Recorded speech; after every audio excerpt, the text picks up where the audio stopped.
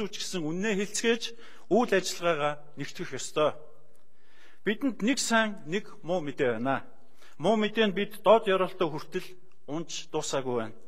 Энэ нь арга хэмжээ авахгүй бол одоогийн нөхцөл улам муудна гэсэн үг. Харин сайн мэдээ нь бидний өвчний оншин тодорхой, эмчлэгдэх боломжтой, хамгийн гол нь бидний гарт, бидний мэдэлд хяналт нь байсаар байна. Өнөөдөр Монгол улсыг хөгжилтэй хүчтэй болохгүй гэсэн ямар нэгэн хүчин жаахан тос асгаад өгөхөд л бид дүрлцэхэд бэлэн магадлал бий болох гэдэл байна. Байдал ийм бахад монголчууд бид үндэсний зөвшөлтсөлгүйгээр, нэгдсэн хүчгүйгээр, нэгдмэл үйл ажиллагаагүйгээр энэ эрсдлийн ард гарахгүй. Тийм учраас Монгол улсын ерөнхий сайдын урилгыг зөвшөөрч, улс төрийн их эрсдлийг огоорон, улс үндэстнийхээ эрх ашигыг өмнөө тавьж, их эвслийн Монгол улсын засгийн газрыг байгуулах аргагүй, бас амаргүй сонголтыг хийсэн парламент судалтай намууд болох ардчилсан нам, Монгол ардын нам, Монгол ардын хувьсгалт нам, Монгол үндэсний ардчилсан намын шударга ёс эвсэл, иргэний зориг ногоон намд гүн талархлаа илэрхийлж байна. Нэгдэж эвсэх нэг хэрэг. Харин нийлээ зүтгэх нэлээд хэцүү боловч амаргүй шийдвэрүүд гаргах цаг хугацаа яалтчгүй ирлээ. Бид одоо хийхгүй бол хинч хизээч хийж чадахгүй. Энэ шалгуурыг хамтдаа туулаад гарцгаая. Хасъя, багсгая, тэсий, төвчий гэдэг зүйлүүдийг ярих хэлэх байтугай бодох хүсэлтэй улс төрчил лав байхгүй байх. Тэр тусмаа ийм зүйл хийх хүсэлтэй ерөнхий сайд байна гэдэг нуугаад явах хүсээд байх зүйл бишээ. Гэхдээ гашуунч гэсэн юм гачлантайч, хэслантайч гарцаагүй хийх ёстой ажлыг барьж авахаас өөр сонголт энэ удаагийн ерөнхий сайдад, энэ удаагийн засгийн газарт байхгүй байна. Юуны өмнө Монгол улсын засгийн газар санхүү төсвийн бодлогодоо цой шинээр хандхаас өөр аргагүй боллоо. 2014 оны төсвийн тодтголыг цаг хугацаагүй учраа зөвхөн бүтцийн өөрчлөлтийн хэмжээнд л бид өргөн барьсан.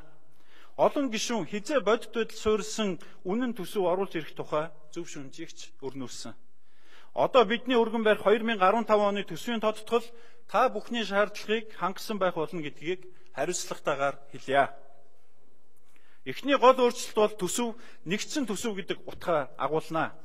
Хөгжлийн банкн дээрх төсвийн эргэн төлөлттэй холбоотой зардлууд төсөвт нэгтгэн суугдаж бид жинхэнэ утгаараа нэгдсэн нэг төсөвтэй болно. Ингэсэн тохиолдолд бидэнд төсвийн хариуцлагын хуулийн дээр байгаа зарим шаардлагыг биелүүлж чадахгүй нөхцөл байдал үүсэх нь ойлгомжтой. Гэхдээ олон улсын валютын сан Дэлхийн банкнаас ирүүлж байгаа зөвлөмжийн дагуу ойрын 2-3 жилийн хугацаанд тус хуулийн залтуудыг иргэн биелүүлэх шаардлагыг тусгасан шилжилтийн үеийн зохицуулалттай хуулийн төслийг төсвийн тодтолтой хамт өргөн барина. Энэ асуудлыг улс төргүүгээр улс орны эрх ашигын үүднээс шийдэж өгнө гэдэгт та бүхэнд итгэж байна. Бодит байдлаа тусгах дараагийн том өөрчлөлт бол орлого зарлага зөв тооцох асуудал. Сүүлийн хэдэн жил дараалан төсвөө бид хүслийн жагсаалтаараа баталдаг. Тэгээ сүүлд нь бодит байдалтай шахагдан оны төгсгөлд тодтогддог болсоор удлаа. Бид хүслээ бодит байдал болгодог буруу практика одооноос өөрчлөхгүй бол чөтгөрийн тойрогноос хизээч гарахгүй. Энэ жилийн хөрөнгө оруулалтын дутуу санхүүжилт 320 тэрбум төгрөгийг эрх чил шийдэх шаардлага уламжлалсаар дахиад үүснийг та бүхэн дөнгөж сая шийдсэн. Энэ түүх дараагийнхан жил бас л давтагдана. Энэ эц төгсгөлгүй хууралтаасаа энэ жилээс эхлэн бүгдээрээ татгалццгаая. Энэ жилийг он удаан жилүүдийн алдааг засах он болгоцгоё. Гэхдээ шин тавилгаа оруулахын өмнө айл гэр олон жил хурсан хог шорооноос салтагтай адил одоо хүртэл он дамжин дуусаагүй объектуудаа цэгцлэх он болгоцгоё. Огт шин барилгын тухай ярилгүй нэгхэн жил тэсье. Эхлүүлсэн барилгуудаа дуусгах боломжтойг нь энэ жил шийдээ. Дуусгах боломжгүй эсвэл дууссан ширгээ гаргахгүй хувийнхан аваад явчих боломжтойг нь дуудъя, худалдъя, менежментээр шилжүүлье. Дараагийн том асуудал бол мөрөөдлийн жагсаалтаа батлуулахын тулд орлогоо худлаа төлөвлөгөө зогсооцгоё. Сүүлийн хэдэн жил дараалан орлогын төлөвлөгөө огт биелүүлээгүйг бүгдээрээ билэхнээ мэднэ. Энэ 2015 оны хувьд ч гэсэн бүхэл бүтэн нэг их 80 төгрөгөөр орлогоо хумихгүй бол бид суур өвчнөөсөө хизээж салахгүй. Бид нэг их 80 төгрөгөөр орлогоо хумих болохоор нэг их 80-аар зарлагаа танахаас өөр аргагүй болно. Бид жил бүрийн төсвийн орлогооч тэр зарлагаач тэр 16-аас 18%-аар шат чадантай нэмэгдүүлсээр баталсан болдог. Гэхдээ бодит амьдрал дээр орлого зарлага аль аль нь дунджаар 3-аас 6% л өсөлттэй гарч байна. Эндээс л он жил дамжсан олон дуусаагүй барилгууд, жилээс жилд өртөг үнэн нь өссөөр байдаг олон объектууд төрж гардаг бичгтэйгүй хуулийг бид нэгэнт үйлдвэрлэсэн. Сонгуул болгоноор бие биенээсээ өрсөн амлж уралдаж явсаар бид нийгмээ нэгэнт халамжийн болгон хоригжээ. Өнөөдөр бизнес хийж яваа захирлын хүүхэд, хоногийн хоолоо залгуулах гэж зүтгэж яваа аавын хүүхэд аль нь хүүхдийн 20,000 төгрөгийг бэлнээр авч байна. Сарын нийт орлого нь сая хэдэн зуун мянгаас давсан өрхийн хүүхдийн 20,000 төгрөгийг түр орхиж, хэрэгтэй хүүхдүүдэд, хэрэгтэй өрх гэрүүдэд нь хүүхдийн мөнгөө үргэлжлүүлэн олгоё. Өнөөдөр 10 жилээ төгссөн сурагчид бараг толгой дараалан оюутан болж байгаа. Унтах цагаа хугацлан мэрэгжил мэдлэгийн төлөө зүтгэж яваа оюутан урд шүнжэнгөө баардаж бүжиглсэн ангийн хандтайгаа адилхан 70,000 төгрөгөө аваад л явж байна. Одоо ядаж сайн онц сурч байгаад нь цалин урамшуулгыг нь өгөө. Бодлогын гажуудлаас үүдэн оюутны цалингаа аваад сураад л байдаг, сургуулаа төгсөж өгдөггүй бүхэл бүтэн давхарга яваанда бий болох гэж байна. Нийгмийн шилжилтийн их үед төрийн албанд ажиллах хүний нөөц хомс үед мэрэгжилтэй боловсон хүчнээ төрд ажилуулахын тулд олон хөнгөлөлт чөлөөлөлт урамшууллын тогтолцоог тухайн үед бид бий болгосон. Одоо боломжтой заримыг нь өнөөдрийн бодит байдалтайгаа уялдуулах шаардлагатай байна. Жишээлбэл төрийн албан агчийн тэтгэврт гарахад олгодог нэг удаагийн буцалтгүй тусламжинд салбар бүр харилцан адилгүй 12-оос 36 сартаа тэнцэх хэмжээний тусламж олгодог асуудлыг нэг мөр тэгцлэн салбар үрэл харгалзан 12 сараар тогтоох шаардлагатай байна. Энэ ажлыг одоо хийхгүй бол эх жилээс эхлэн энэ зориулалтаар зарцуулах хөрөнгө хүүхдийн нийт мөнгөний хагастай тэнцэхээр их болоод байна. Энэ мэтээр эдийн засгийн даацаа тооцсон хүнчлэлийнхөө хэрээр хөдөлсөн нийгмийн бодлогод шилжцгээе. Дараагийн асуудал бол бидний хувьд мөнхийн хориотой сэдэв. Төрийн хамгаалалт үндсэн хуулиар оруулсан асуудлыг хөндөё. Малаа махны чиглэлээр бэлддэг бусад орны мэрэгжилтнүүд манайхны малаа махыг нь хатууртал нь хариулаад хадгалаад байдгийг ойлгохгүй. Бид үл хөдлөх бүх хөрөнгө дээр татвараа тавьж бодлогоо явуулдаг хэрнээ малчидаа таалагдах уралдааны дүнд малаасаа татвар хизээч авдаггүй, харин ч эсвэргээрээ ноосны, ноолуурны, арь ширний, махны баахан татаас төсвөөс нэмж өгдөг босоор бүхэл бүтэн нэг шин тогтолцоог бий болголоо. Угаасаа нүүдлийн гэдгээрээ зардал харьцангуй багтаа дээрээс нь татвар төлөлдөггүй. Татаас ариунтай ийм бодлогын үр дүнд үр ашигын төлөө бус тоо хөөцөлдсөн тогтолцоог хөхүүлж тэнцээр дэлхийн тэр бунтнууднаас илүү олон мянгат малчинтай болох гэж байна бид. 60 сая толгой мал тоолуулсан атлаа маха ахиухан экспортлохэд бидэнд үүнийг хүсэх малчин нь бас маханч алгаа. Одоо малчтай хандсан олон татаас нэг мөр цэгцэлж малын хөлийн татварыг ядаж орон нутагт нь өөрсдөө тогтоож, өөрсдөө хэрэглэж байх эрхийг нь олгох цаг болжээ. Цагтаа гайл цэрэг онцгойгийнхэн дүрм товч өмсөн төрийн нэрийн өмнөөс түүний үргийг гүйцэтгэх нь хаанч байдаг зүйлээ. Харин мэрэгжлийн хяналт, нийгмийн даатгал, татврын байцаагч нар, улсын бүртгэл, халамжийн ажилтан, төрөөр төсвөөр дүрм товч нэртэйгээр өмсөж зүхээ бэлдүүлэн жил тутам шинчилж төсөлдөж байх нь дэндүү цамаа гэхээс өөр хэлэхгүй галга. Одоо үүнийг шууд зогсооцгоё. Төрийн сүрийг үзүүлэн зүгээр ч нэг дүрм товцаар ижилсэхгүй. Бие биетэйгээ уралдан бизнес эрхлэгчдийн хаалгыг өшгөлсөөр төлөвлөсөн төлөвлөөгүй шалгалт хийсээр материал баялаг бүтээгчдийн тал нь X талин гаргаж тэр хэмжээгээр үе таалгаа барих нөхцөлийг бүрдүүлэхэд манай төрийнхэн жинтэй хувь нэмрээ оруулсаар байна.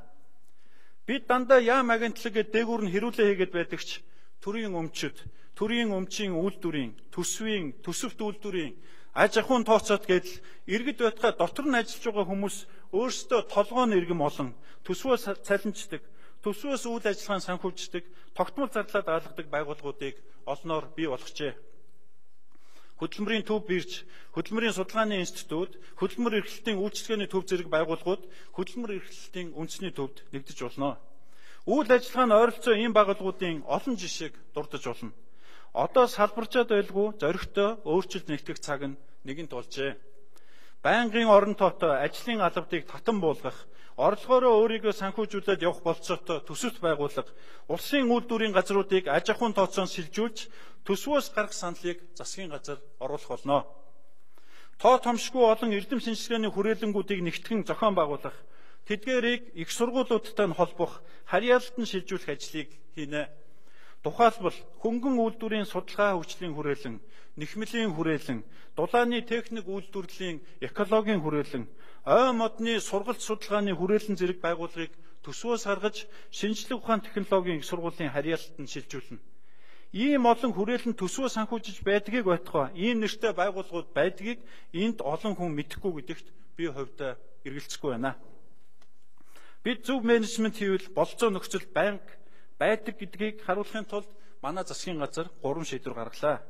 Хүүхдийн эмнэлгийн ор хүрэлцэхгүй, хүүхэд их сахиурууд хонгилд гутсан дээр унтаж эмчлүүлж байгаа учраас хуучин соёл спорт аялал жуулчлалын яам, цөмийн энергийн газрын суларсан байр руу зам тээврийн яамыг нүүлгэж, инх тайвны гүүрний доорх гаднаа зогсоолтой том байрыг богино шахуу хугацаанд хүүхдийн шин эмнэлэг болгохоор шийдвэрлээ.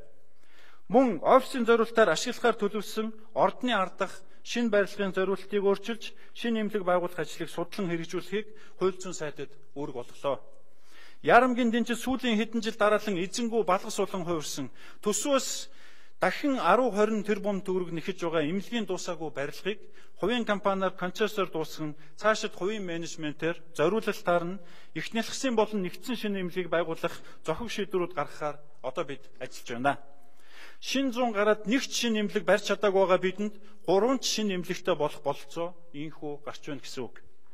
Бодлого нь зөв зарчим дээр суурилсан байхад жаахан сэтгэл, зүтгэл, ойлголцол 3-ыг нэмээд өгөхөд бид олон асуудлыг хамтдаа шийдвэрлэж чадна гэдгийг л энд гол нь жишээ болгон хэлэх гээд байгаа юм аа.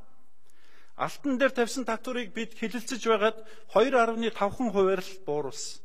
Үр дүнд нь Монгол банкын тушаасан алт өнгөрсөн жилээс бараг 3 дахин нэмэгдэж байна. Бид бодлого зохион байгуулалтын олон ажлыг хамт хийх ёстой. Эхний ээлжинд төрийн албаны хуулиндаа нэмэлт өөрчлөлт хийж, багш эмч нараа төрийн албаны ангиллаас чөлөөлж, төртөө гэрээний үндсэн дээр үүрэг үйлчлэгийг нь хариуцаж байхаар хуульчлаа. Ингэснээр төрийн албан агчийн цалингийн шатлал хүснэгтэнд баригдсан байдлаас чөлөөлж, тэдэнд ажлын үр дүнгээс шалтгаалan илүү цалин хөлс авах боломжийг нь нээж өгөх юм аа.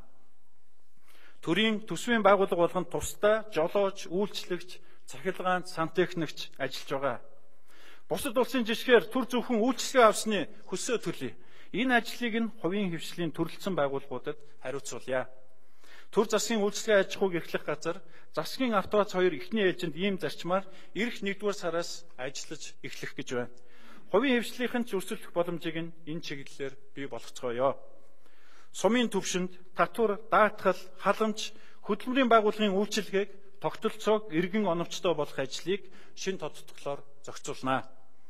Цэцэрлэгийн хүүхдийн хоолны мөнгийг төр одоогийн хэмжээнд нь үргэлжлүүлж олгоё.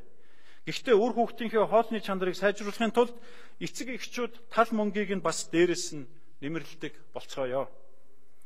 Төрүүлсэн хүүхдүүд нь өөрсдөө ээж эмээ, аав өвөө болсон ч алдарт ихийн одонгийн мөнгөө үргэлжлүүлж авсаар байдаг. Одоогийн хавтгааруулсан тогтолцоогоо өөрчилж, үр хүүхдүүд нь 0-18 настай алдарт эхчүүддээ л мөнгийг нь өгдөг зөв зарчимтай тогтолцоонд одоо шилжицгээе.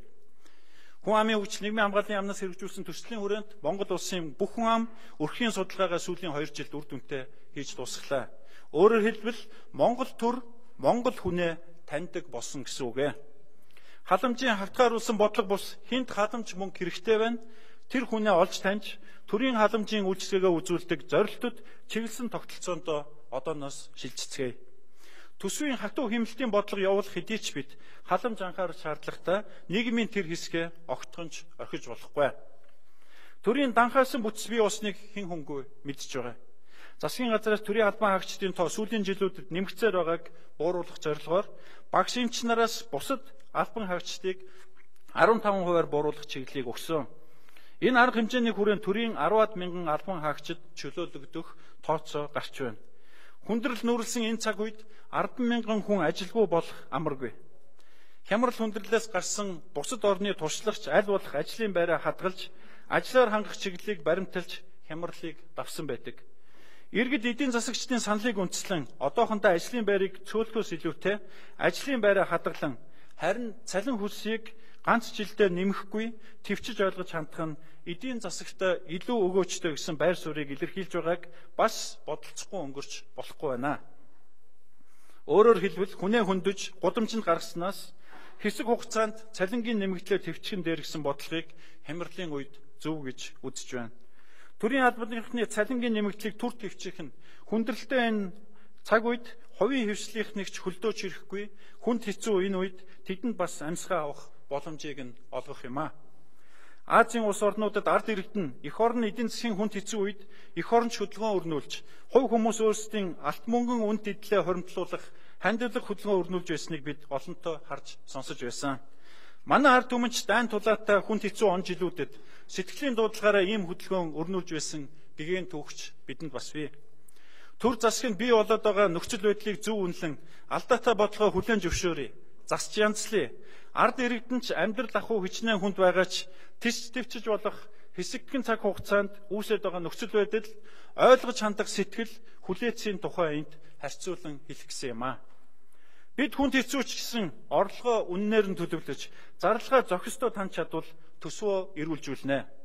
Төсвийн бодлоготойгоо уялдуулж мөнгөний бодлоготой зөв тохиргоо хийж чадвал мөнгөний бодлого эрүүлжнэ. Эдгээр дээр нэмээд хөрөнгө оруулалтын орчноо эрүүлжүүлвэл төлбөрийн тэнцлээ эрүүлжүүлнэ. Эцэст нь энэ бүгд нийлээд эдийн засгаа эрүүлжүүлэх бодлого нь болох учиртай. Мөнгөний бодлоготой дэм өх үднээс нэлээдгүй шүүмжлэлд дагуулсан үн тогтворжуулах хөтөлбөрийн